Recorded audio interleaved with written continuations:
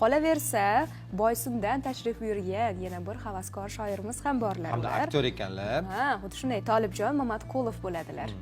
Xush kelibsizlar.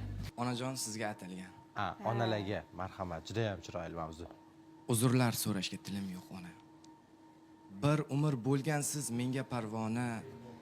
Menchi o'zimni deb, o'z dardimni deb sizni azoblarga yo'latdim mana. Meni deb tunlari bedor bo'ldingiz. Bir ko'zlab avaylab ulg'aytirdingiz. Bir kun ham halovat bermadim sizga. Sizchi boringizni tuhva qildingiz. Kiyimni eng oldi turini kiydim. Boshimni tik tutib gerdayib yurdim.